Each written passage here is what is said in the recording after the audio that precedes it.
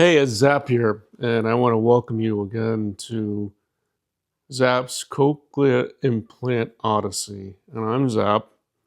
It's the first three letters of my last name, David Zapatka, but a lot of people have always called me Zap. My wife doesn't, but most everyone else who are good friends calls me Zap.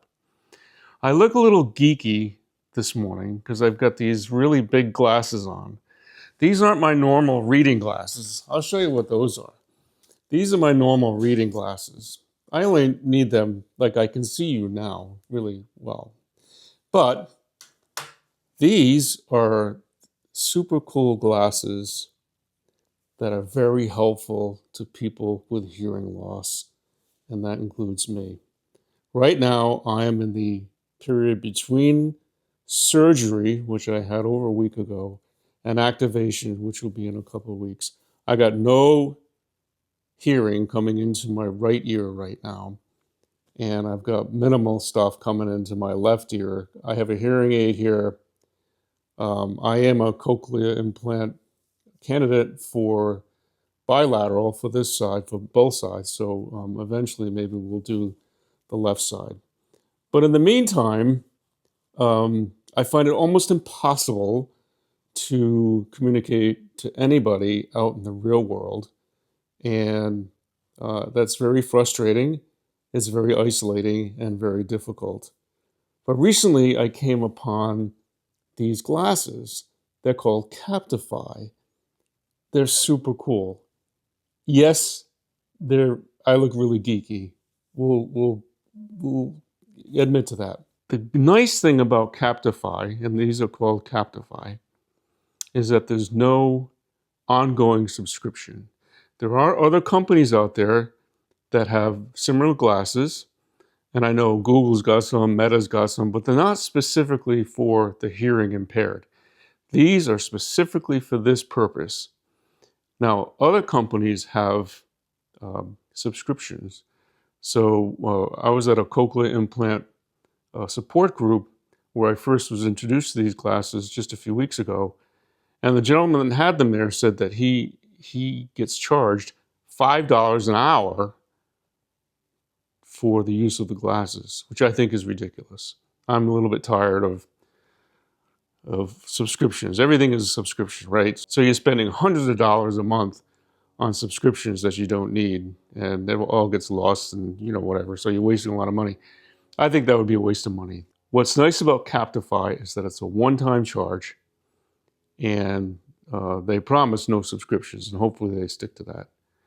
There are some limitations to these, though. We were at a dinner party the other night, and it was a 3-hour party, and after 2 hours, the glasses died.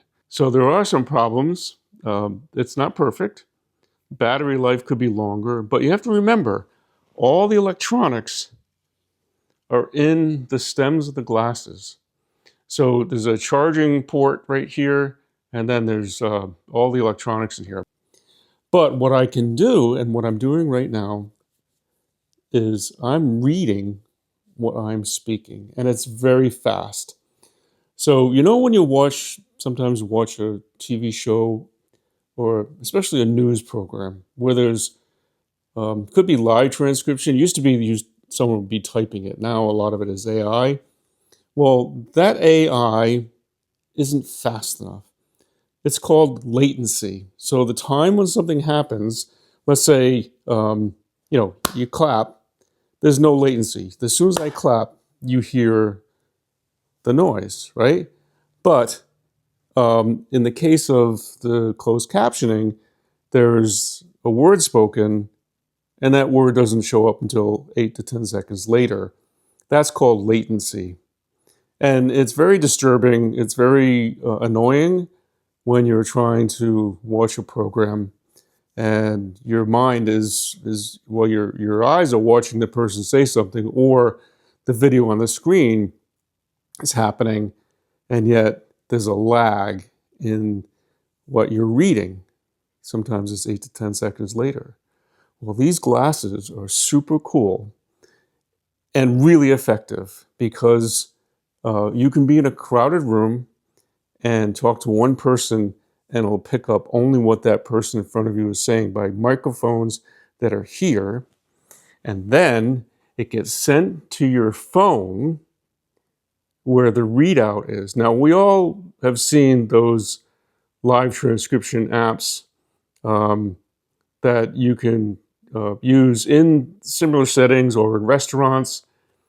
But the problem with those is that you're always looking down at your phone. And if you hold it up to try to talk to someone, that's annoying as well.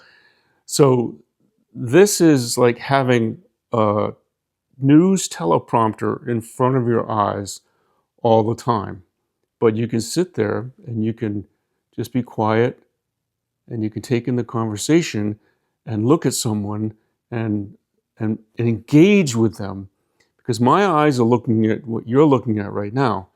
My eyes are looking at you, you're looking at me, and yet I can just be reading what is being said in front of me.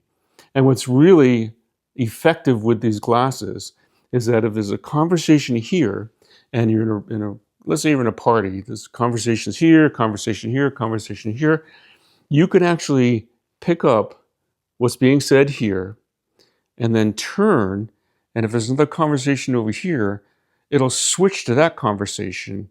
And then if you switch over here, it'll switch to that conversation. These microphones are very directional. So they're right here, and that's what they're picking up, which is really neat. But then again, it sends it to your phone and then sends it to the glasses to read out. So let me show you how these work. It's really difficult to do it with this little camera that I have operating here. But if I put this up to you, see that? See that readout? That readout right there is what's going on through the glass. Now I have to position this just right. There it is. And so that sits right in front of your eyeball. And you can choose which eye to go. You can choose left or right. They don't want you to have it in both eyes because they still want you to be able to see. But it's there enough that you can read it with one eye and your other eye is clear. It sounds weird the concept sounds weird, but it shows up right in front of your eyes. Now we paid $800 for these with no ongoing subscription. And they're just, I think it's for someone like me and you who's going through this, this is really a game changer, because now I can go out into the world, I can go out into a store, ask a question of someone, and then if they're soft-spoken, the glasses will be able to pick that up. It's got to be annoying for people that I'm dealing with to be trying to talk to me when I can't hear them. This is very helpful for that.